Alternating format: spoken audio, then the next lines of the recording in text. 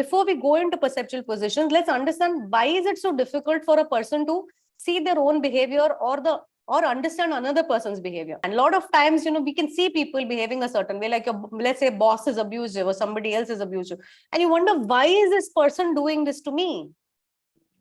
What have I done that this person's behaving like this to me? But if you think about it, that person has their perspective. There is a reason why that person is behaving the way they're behaving, which you are not able to see. So why is it so difficult? Can anyone take a guess? Why is it difficult to see our own behavior or that of others? Yes, Kamlesh? It is due to some set of our own pattern, due to which we are not able to recognize that we are behaving in such a way. Why? The question is why? Why are we not able to recognize that or see that? Because our own behavior have set a certain pattern due to over a period of time that we are not able to understand. You're saying that it's very automatic. It's so automatic that it's not in our consciousness. It's subconscious. We are associated with our own self. Very nice, Deepti. I love that word. Automatic. Yes, so my habit was to eating alone. Very so nice. After marriage, I didn't ask if let's have lunch like that. What a lovely example.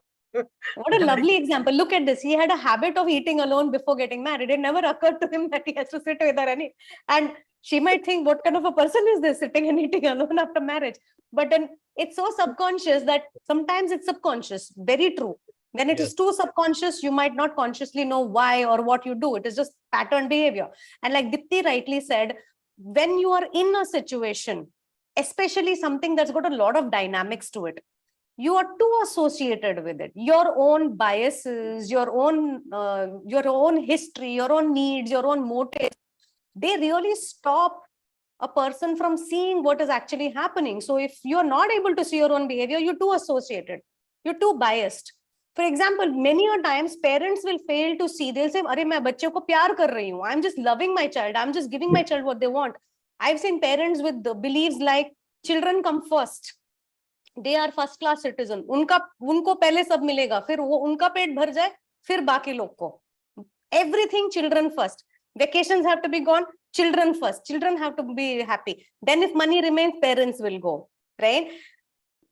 That parent is failing somewhere to see the consequence of their action. According to them, they are doing the best for their child. They're the best parents under the sun. They can't see that they are making their children entitled. And that entire life, it's not going to be like that people are going to spoon feed them everything. And they're going to, that person, that boy, that girl is going to boss their spouse around and behave like a spoiled brat for the rest of their life. Right? A lot of times, people fail to see that they are abusive. Most people who are abusive towards others don't even know they are abusive. Why? Because they have some justification. They're too biased. They think that the other person deserves it, and hence I am doing what I'm doing with them. So, and when you're very associated, you're in your mind, you've got so many things to think about. You have your past, you've got your beliefs, you've got your stories, you cooked up so many stories in your mind. You're also very emotional because of that. So you are feeling a lot of things, and you will see that whenever you're feeling something, when you're high in emotion, intellect comes down. The higher the intensity of emotion, the lower your ability to think rationally.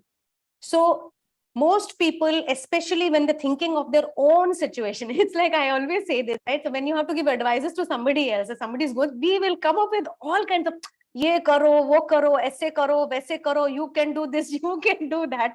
But when it comes to our own selves, we're many a times not able to actually pinpoint what is the problem, what should I do now, how can I do? Why? Because you're inside your own self, and it's very difficult to see. Not just your own behavior, very difficult to see somebody else's behavior also, because you're seeing them through your own lenses. So through your needs. So if your need is love, you might fail to see that the other person's need is freedom. You're not even focused on that other person's need. You're so much engrossed in your own self. So if you want to be able to help yourself and see what's happening, you got to learn to step out of your own shoes and figure out what's happening. So here comes the classic perceptual positions technique, right? So what is the classic perceptual positions technique? This technique is a 3-chair technique.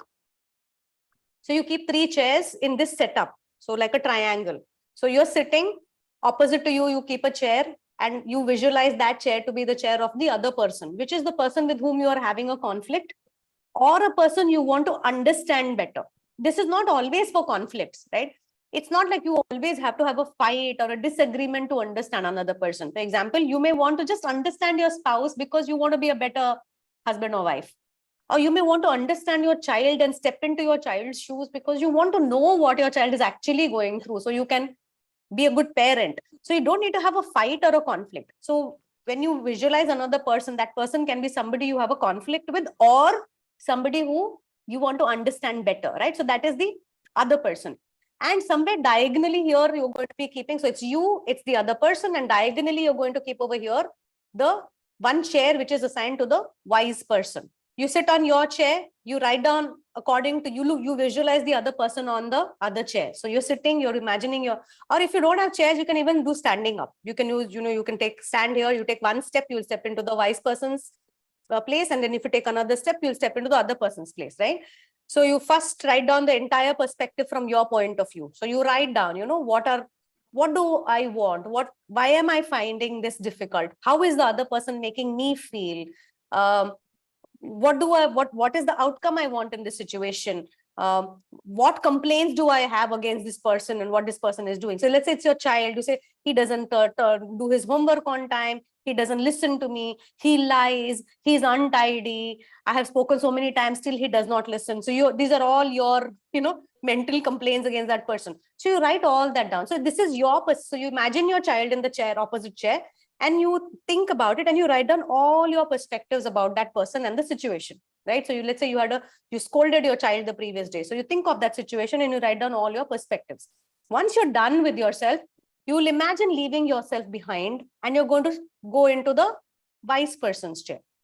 And when you sit on the wise person's place, when you go there, you imagine you have left yourself behind. So you see yourself and your child both in front of you. And now you are a neutral, wise person, third party. You are somebody who doesn't know either of these two people, and you're watching this mother, son, or mother, daughter, or father, daughter in front of you. Does it make sense? And from outside, you will watch both of them and try to figure out what is actually happening. Why is the mother behaving the way she's behaving? Why is the child behaving the way the child is behaving? What is actually happening in this situation? What can they do? What can be the solution to get the child to behave better? Or what changes does the mother need to make? From a wise person's point of view, you write perspectives. Then where do you go? Anybody? Then you step into the other person's shoes, right? So you leave and you literally imagine becoming the other person. So when you step into that chair or you sit on that place or you sit on that chair, you will become the child. So you'll actually sit like that child. You'll feel like that child. You'll get into the state of that child, right? And then you're going to look at that first person from that child. So you're looking at mama from the child's eyes. How is mama talking? How is she shouting or screaming or getting angry or punishing or whatever she's doing? You're going to look at mama or papa from that child's eyes and write down, what are you feeling as that child? How is this parent making you feel? What do you want? What are your needs? Why are you behaving the way you are behaving? What are you actually wanting? Is it attention? Is it love? Is it that you don't know how to do certain things? That is why you are behaving that way. So you write down from the child's perspective everything. And especially you will observe the first person's behavior, their tone, their body language from the child's perspective.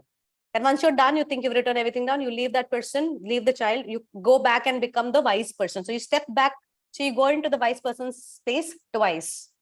So you come back into the wise person space. This time you have, again, perspective from both people and you're seeing from outside. So second time, again, ask yourself as a wise person, what is this person doing? What does this person want? Why is this conflict existing? What needs to change? What can be done to make the situation better, right? Write down your perspectives and leave the wise person, but not the wisdom. Take the wisdom along and come back and become yourself. And then write down all your perspectives. So this is how the perceptual positions works. This is the process.